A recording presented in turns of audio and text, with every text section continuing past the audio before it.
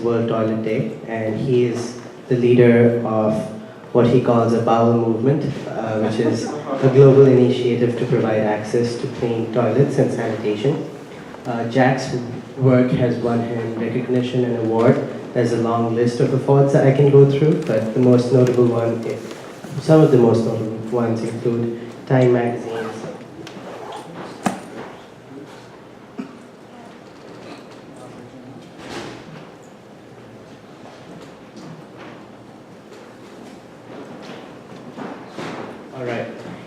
include Time Magazine's Hero of the Environment in 2008, and he's also an Ashoka Global Fellow and sits on the World Economic Forum's Global Agenda Council to drive policy for water security and social entrepreneurship.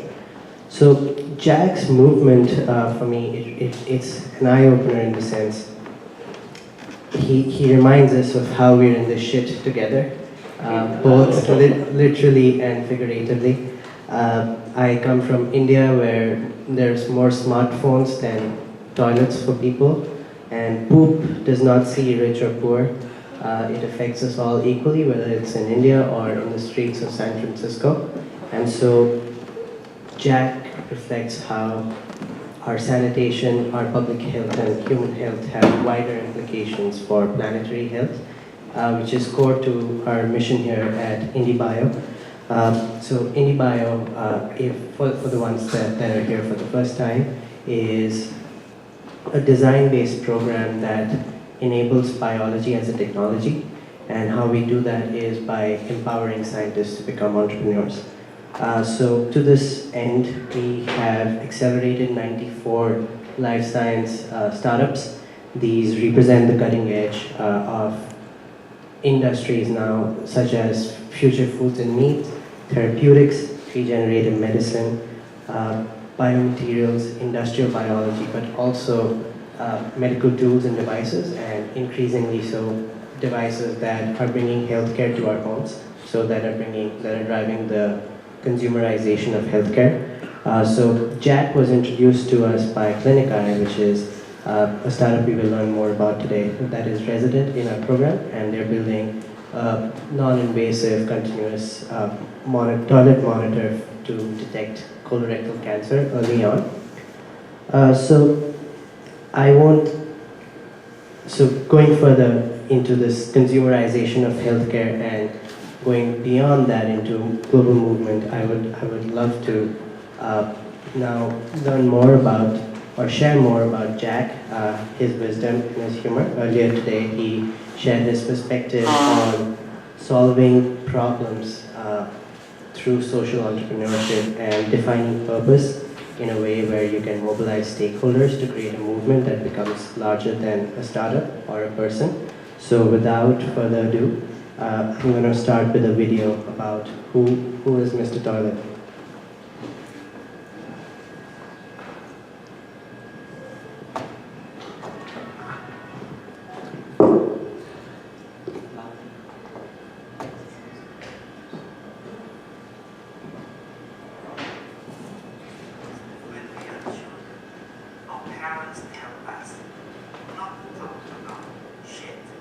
Volume?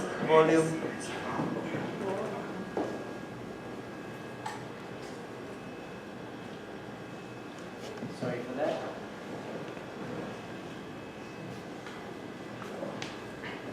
Let's try this time.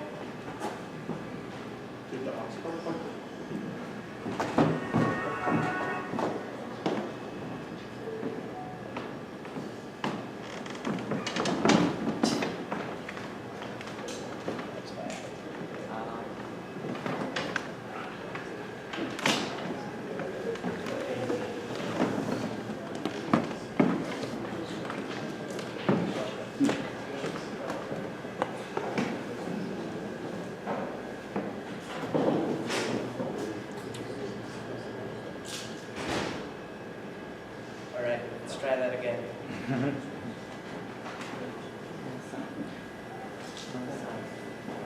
When we are children, our parents tell us not to talk about shit. This is a really serious problem. What you don't talk about you cannot improve. A lot of people call me Mr. Toilet. I'm really proud when I hear that because it gives an identity to the work that I do. 40% of the world population still do not have access to a simple toilet. Shit is like fire. If you manage properly, the fire can cook your meal. If you don't manage it, it burns down your house.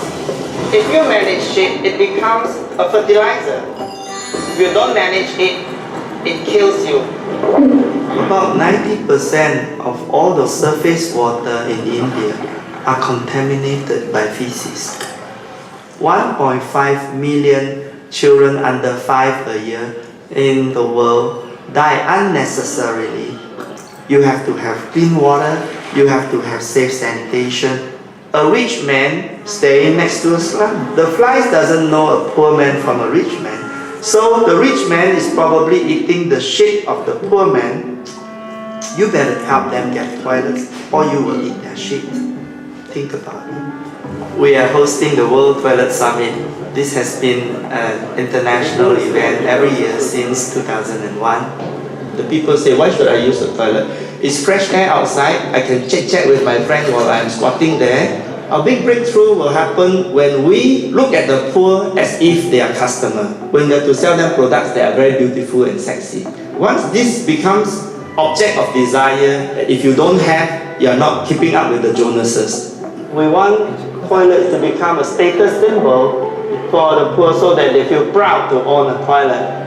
Just like a Louis Vuitton handbag. We are actually breaking the taboo on sanitation in the global news. World Toilet Day is 19 November every year. We have the big squad. We are protesting the plight of the 2.5 billion people that still do not have access to a toilet.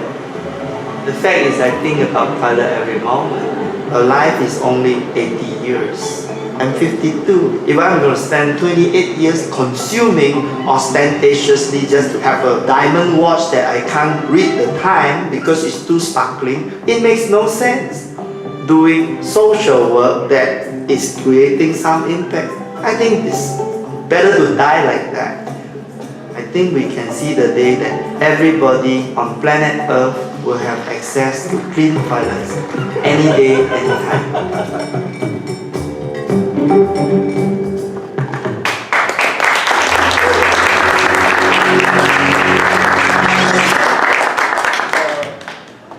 So thanks everyone. Yeah.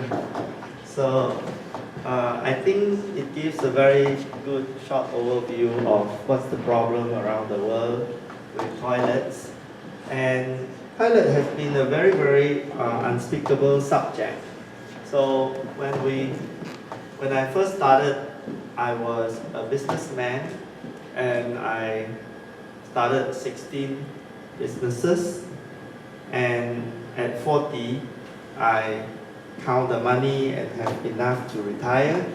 So I decided that the real currency of life that I'm spending is actually days and hours and minutes and not money.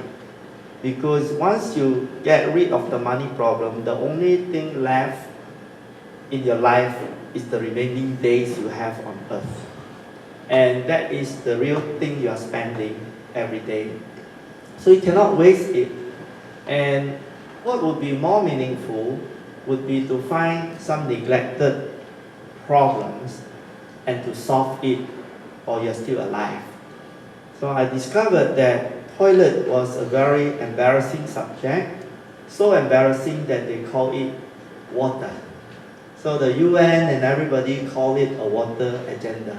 But when they talk about water, they don't talk about sanitation, they don't talk about shit, poop, all this problem. So the only way I can turn it around is to make it a very funny thing. So I use humor to attract the media. I call ourselves the World Toilet Organization, which is the WTO. So we were hoping that the World Trade Organization will sue me and then we will be very famous. And if they don't sue me, then we'll be very famous. So in guerrilla marketing, either way, you get the same results. So they didn't sue me, and the World Toilet Organization brand became the other WTO. And the media loved this story because the World Trade Organization is not getting anywhere, so it's a bit constipated. Whereas the World Toilet Organization is kind of running quite well. So we created a lot of very funny pictures, but here you can see, I take this photograph about a lady who walked past me and she had diarrhea. This is in Bangalore, and she took off her panty. And this is very dangerous because this child can be raped when men look at her like that, right? To the other picture, I was in this car and a lot of kids were shitting along the roadside. So why didn't they go to the bush or to somewhere else, right? So it's easier to shit along the roadside because it has been a habit since their parents' time, and their parents have been shitting on roadside. So in the morning, when they wake up before sunrise, they will shit one time, and then after sunset, they will shit one time. So of course, this photograph again is taken by me, and I asked my friend to drive the car slowly. I make a flash shot and say, step on it and drive very fast. All the men on one side of the road and all the women on another side of the road. So they don't have toilet. And what happened is that the poop, I think is here, if you can see. So yeah, so here is the poop, right? We'll try to do some censorship for very safety. The flies goes to the poop and spread the disease onto the food.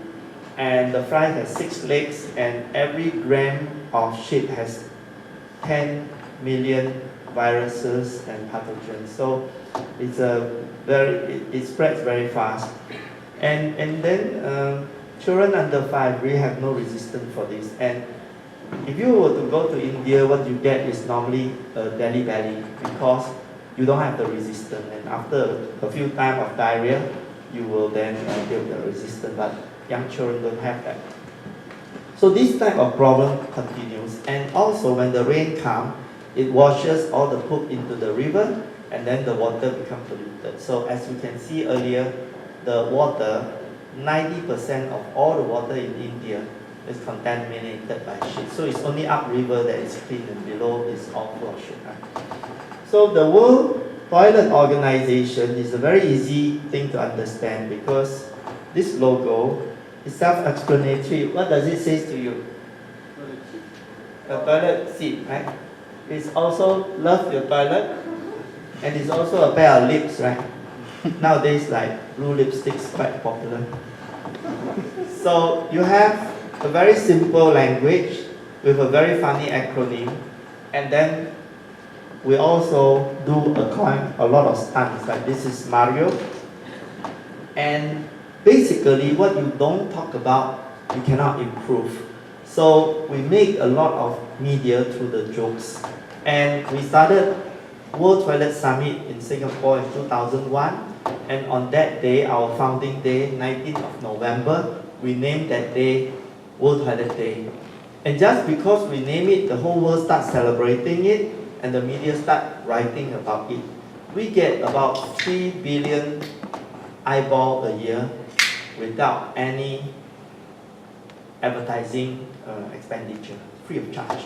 So a movement is then created very, very quickly through the media. By 2007, our 7th World Toilet Summit, we already got the President of India, 6 ministers, World Health Organization, and the Crown Prince of Holland. So until this year, there were only myself. There's no employees, nothing. It's a world body, highly respected by governments around the world. They pay a lot of money to host my event. They also pay me $50,000 a year to get the hosting rights for the event. So I behave like I'm an Olympic authority, a small one. And they spend maybe about 200 to 300,000 every year to create a very big event. So this tells you that you do not need a lot of resources to leverage other people's resources. Your own resources are very, very little. But if you think in abundance, other people's resources are very, very big. So if you don't remember anything I tell you during this whole lecture, you just remember OP, is other people. So you use other people's money, other people's power, other people's time, other people's authority, everything use other people. And if you are able to use other people, then you can achieve anything as long as you can get other people to do it. Right? And if you were to try to do things yourself, you will be able to achieve very, very little. But if you are able to use everybody else, then there is no limit to what you can achieve. So in China, right now, they have President Xi is also a toilet champion, and he is doing a toilet revolution. So I have to change my clothes into a cultural revolution soldier. And so this is very adaptive. President Clinton came to support with his endorsement, and he helped us do the fundraising. So that's how President Clinton helped you do fundraising. You take a photograph with President Clinton and go and do your own fundraising. but it helps, right? Because it gives you a lot of endorsement and legitimacy. And I raised the 1.3 million dollars. So later on, I found that we have already got a lot of traction. So I decided that our World Toilet Day should become a United Nations World Toilet Day. So I went to my government and asked the Ministry of Foreign Affairs to make it table a UN resolution, because I'm an NGO and UN will only listen to its member, which means a country. And so I asked my ministry, and they say, no, we cannot go to the UN and talk about shit. You know, we're Singapore, we're very prestigious. so I talked to a former foreign affairs minister, and I invited him to a World Toilet Summit in Hainan Island in 2011. And when he saw the scale of the event, he was like, wow, how come I don't know? I say, you don't know because you don't want to see me, and now you saw it, and why don't you give a phone call back to the Ministry of Foreign Affairs? And he did that, and he persuaded them to listen to me. And eventually, I went to the UN to lobby all 193 countries. 10 months we have a lot of reception and coffee and lunch and dinner. And then on the 2013, our founding day became the official UN World Toilet Day. So this is unanimous vote. Yeah? In the UN, all 193 countries agree on something quite rare. But for toilet, they are unanimous because they all go to the toilet, right? So as that go along, then movie stars came along. So we have Salman Khan, which is, I don't know, those people who are from India, you know, he's the highest earning Bollywood star, and he did impromptu fundraising for me, and he invited me to the stage and said, this guy is helping India solve its toilet problem, let us all raise some fund. And he has a foundation called Being Human. So he says, I will give $20,000 from my foundation. And anybody who support, I will take off one button of my shirt. So by the time he took off 3 buttons, already we have $140,000. And then he stopped, right? So, such a waste, right? If he take off his pants, I'll have millions of dollars. So, anyway, it was pretty good. And then in 2014, Prime Minister Modi won a landslide victory, and he promised everybody a toilet in the home. So right now they're building a 110 billion toilet. This is the biggest toilet building program in the history of mankind. So you can see that when you break a taboo, a lot of other things happen by other people, and you can't say this is done by you, but you know that if this taboo was not broken, they will still call it water. Right? So they will not take this, because in the early days when I go to all the banks to do fundraising, they say we don't like brown issues, we like green issue, blue issue, but you know, trees and pandas and polar bears. So I say it's all start with P. Why polar bear, pandas? This is also P, but they say it's brown issue, so not very good. And so now it become very legitimate. And Prime Minister Modi came to Singapore to thank me for the work. So it's like you do without much resources. Until today, we have only 3 employees, and we are able to continue the movement in a very, very strong manner. We started 2 World Toilet Colleges in India. So how do I create World Toilet College? So I partner with the Swami in India. Right now it's BJP government, so Hinduism very powerful. So I partner with a Swami who is promoting social work. And this is Swamiji Chidanand Saraswati. And we built the first World Toilet College inside his ashram in Rishikesh, in the Himalayas mountain next to Ganges River. Then last month we started a second one in Aurangabad, which is in Maharashtra state. So how do we get that building? Another Swami donated his building, 4-story building, free rent for 3 years for us. So we leverage a lot of people. This is a OP, right? Other people building. So we keep on using other people's resources.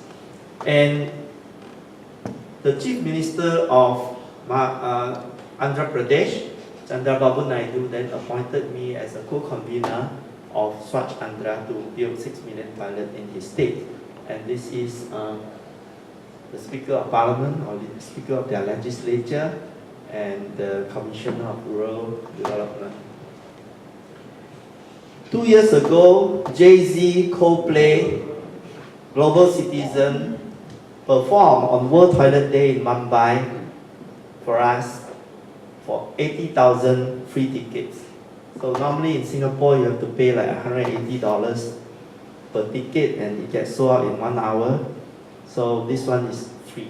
So as you see, World Toilet Day become more and more popular all the time. And in China, we started to build rainbow school toilets. So the schools, rural school toilets are very, very bad.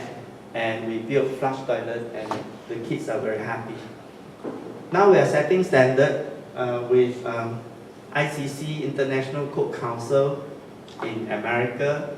And we are creating world standard, and soon a World Toilet Index as well. And this again is leveraging all the other people's legitimacy. But why do they want to partner us? Is because we have already become a world authority on the subject. So if you look at the entire process, you'll find that breaking a taboo is actually involving a lot of people that are not interested in toilet in the first place. So the first thing we want to do was to use the media. So the media need not be interested in any subject. What's the media interested in?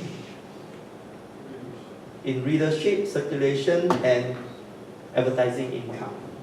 So any story, whether it's a movie star divorce, or a plane crash, or a lot of people killed, or a typhoon, or whatever, anything that is news is interesting for them. So how to make toilet very newsy is because it was a taboo, and the flip side of a taboo is news. So when you make it funny, it becomes news. Why is it that in the past people can't make it in the news? because they were using very serious professional language like fecal sludge management. And the news journalists cannot write a story about fecal sludge management, but they can write a story about shit, right? So this is the kind of language that you use. After that, the media attract the politicians. What does the politician want? Not necessarily toilets. They want votes, popularity, and visibility. So by giving them a lot of visibility in the media, then the politician join in. And once the politician join in, public policy starts and budget gets allocated by bureaucrats, right? And thereafter, you have the academia. The professors start to do research and publication. Why does the professor start to do research and publication? Because in the life of an academic, if you do not publish, you perish. So you have to publish things that people want to read and refer to, and since toilet has become so popular, then publishing it and researching it, you can get funding. So they switch from researching on water to researching on sanitation. And then celebrities. What does celebrities want? To sell their next album, to make their next film. So they have to stay very relevant to the audience and to have a social facet to them. So everybody wants something else. And the donor, when they donate the money to sanitation, they get very higher visibility now versus before. And of course the NGO and social entrepreneur, they receive the money and ultimately everybody gets toilet. So this leverage model is now the subject of a course that I am designing to teach. Next year I will be teaching at the Singularity University Global Startup Program, and it is about massive transformative movement. How to create movement in any sector. You can create it in biotech or energy or agri-tech or fintech. You can tell any of the story, not necessarily through humor, but you have to tell your story in a way that is very, very appealing. And once that's possible, then you create a movement. The movement actually goes beyond you because other people comes into play, and all the people need not be interested in the subject, they're interested in what they take away. And by a sequence of alignment of their motivation, you get everybody to do that same thing, but taking away different things. So if you understand this concept, you can design a lot of movement yourself. So when you do linear thinking, when you are in kindergarten, they give you a picture, and if you connect like 1 to 30, you will have a chicken, right? But before you start to connect the points, you already saw a chicken. So it is a very obvious thing. However, if you are a visionary, you want to create a future, then this is the starting point and that's the ending point, and you have to tell people that this is a chicken. And the people look at it and they say, I can't see a chicken. And in your mind, you have to see the chicken. And you have to tell them that there is this chicken when it is only like that. Yeah? So how do you tell your story? You have to tell until everybody saw a chicken. And if they saw a chicken, you're successful. They will all want to have this chicken, right? Whether it's fried chicken or whatever.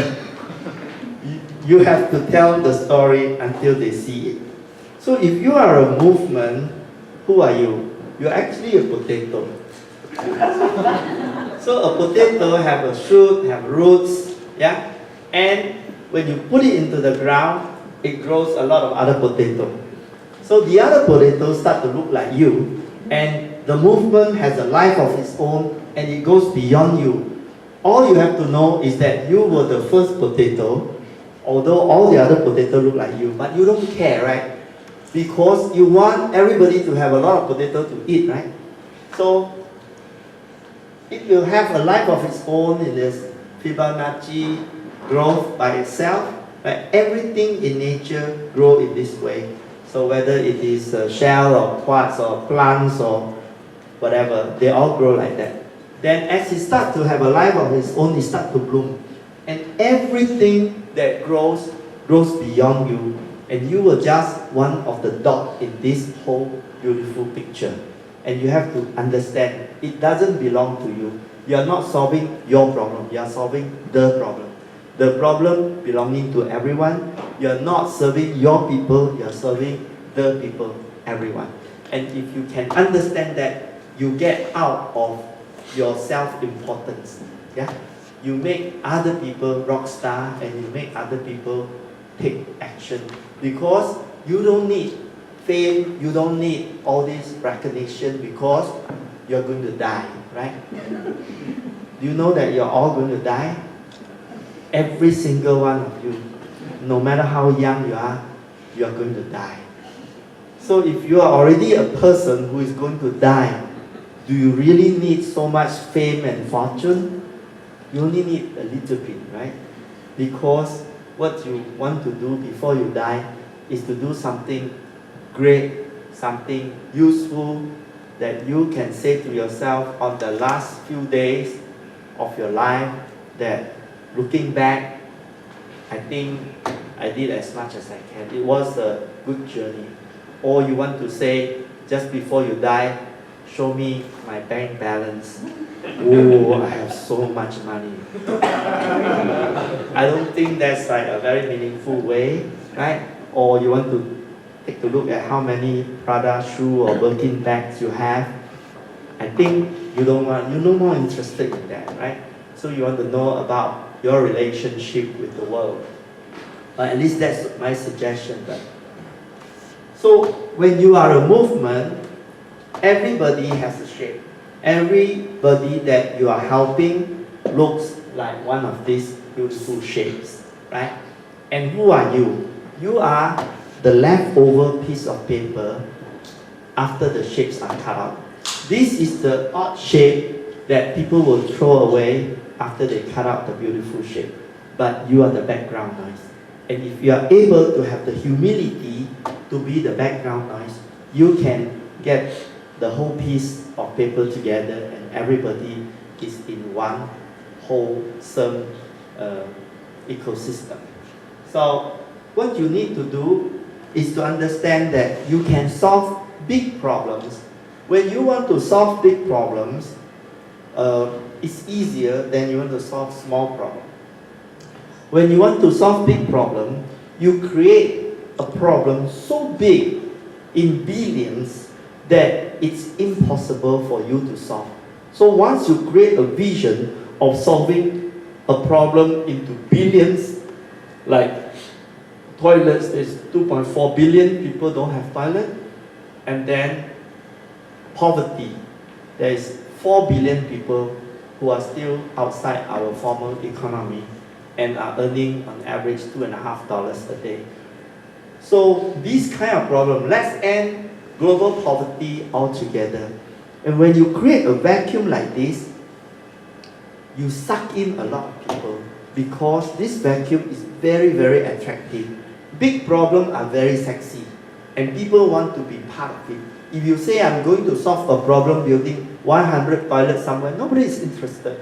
But if you say I want to solve with you 4 billion poverty, you are not leading people, you are inviting people to walk together with you to a beautiful future. So I started a second movement called the BOP Hub. So this is to transform the $150 billion of foreign aid per year into impact investment. And if we can solve poverty through business, it's much better than solve poverty through NGO and charity model. So there are 7.6 billion people in the world and 4 billion are at the base of the pyramid. So we call it the BOP. All the things that we do and sell and produce are targeted at the middle class and above. And these 4 billion are farmers, fishermen, slum dwellers. And these people are not paying income tax because they are too low. And you do see some of them just outside Jesse Street. Right? So if you see Why are they poor? They are poor because they don't have access to opportunity, ideas, and funding. So the moment you train them to make money, then they're no more poor. And the middleman takes half of the produce of the rice farmer. So you plant the rice, you sell at half the price, and the middleman sell double the price that he bought from you. And this is kind of a broken supply chain, because how can they continue to be poor while the traders are making good money? So if they have Wi-Fi, if they have energy, solar energy to charge their smartphone, they will be able to connect with the customer in the city, but they don't have.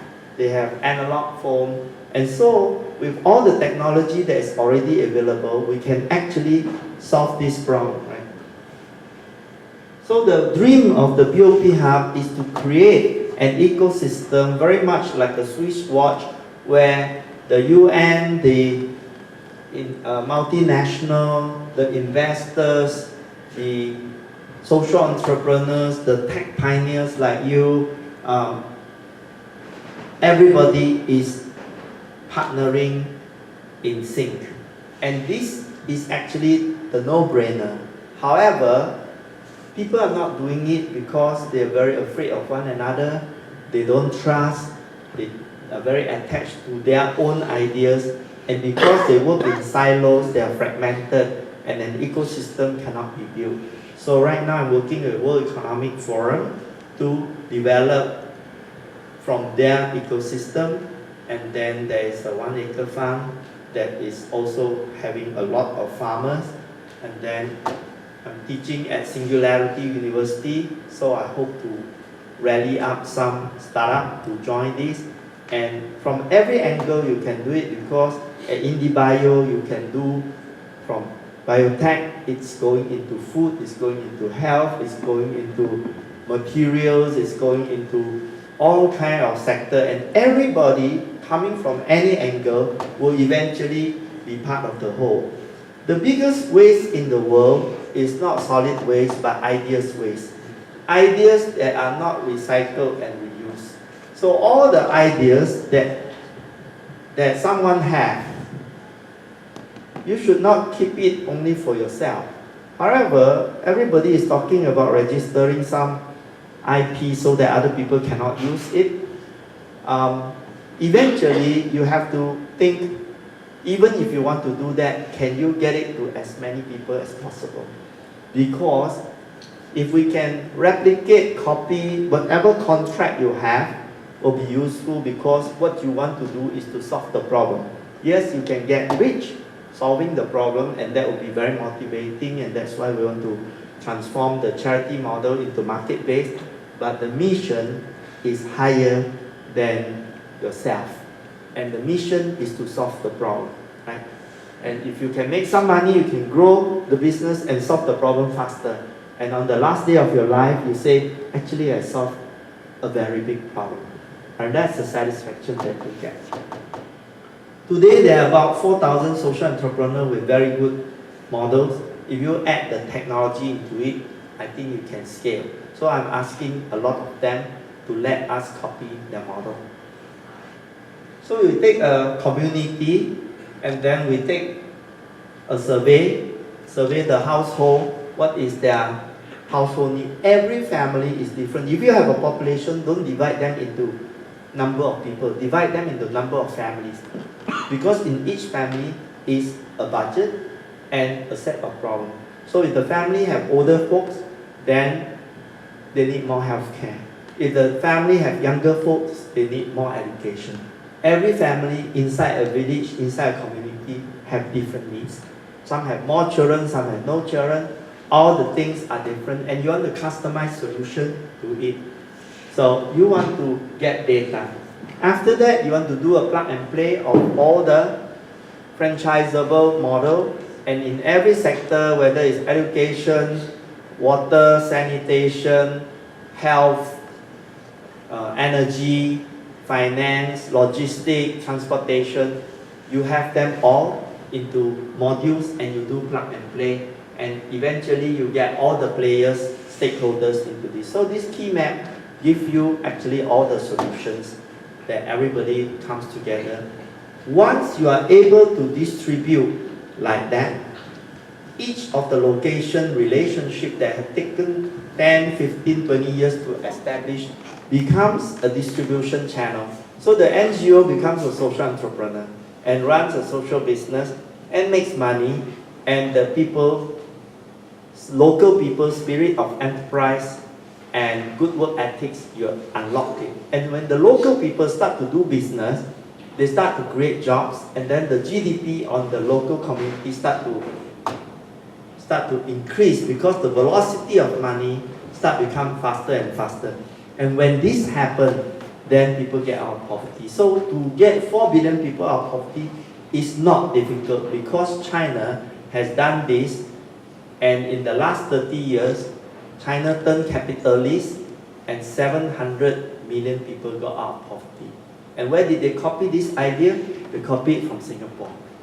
So Deng Xiaoping in 1978 came to Singapore, learned this model, went back and turned China into capitalism from 1986 onwards. So 8 years to convince the party and 30 years to transform it. So Rwanda is now calling themselves the Singapore of Africa, and it's booming. It has a genocide some years ago, and it is landlocked and it doesn't have access to sea, but it's one of the fastest growing because they don't want donation, they want business. So right now I am constructing a World Trade Center for the poor in Singapore, 65,000 square foot. I'm hoping to bring IndieBio to Singapore and to be part of this ecosystem. This is all bank loans money, so it's again other people's money. And what we want to do is to incubate as much and then to build an alliance of other people who build all the World Trade Center for the poor around the world. And it need not be built by me, and just the idea can be replicated and copied freely as a commons and open source. And when this happens, the UN will change.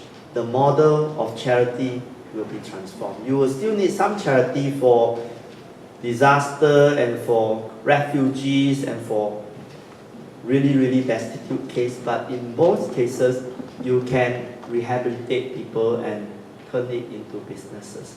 The poor is very entrepreneurial. You see the Syrian refugee in Zaatari camp in Jordan, they are actually all businessmen. And this, you know, you never become a refugee unless you are an entrepreneur. You know why? You are a risk taker. You run away from the bombs and you run into risk. You may be drowned, you may be raped, you may be broke, but you go to a better land for a better future. And all refugees are entrepreneur in nature. And you can actually unlock their spirit of enterprise. You know, when you go to a Chinese restaurant in America, you will have a chili sauce called sriracha with a chicken. This is made by a Vietnamese refugee who came to America with absolutely no money. He only know how to make chili sauce. He doesn't speak English. In 3 years from landing, he has a chili sauce factory that is so big that he cannot walk in. He has to drive in his factory. And everywhere you see this. So this is an example of what is the entrepreneurial spirit of refugee, right? And you guys still not making chili sauce, right?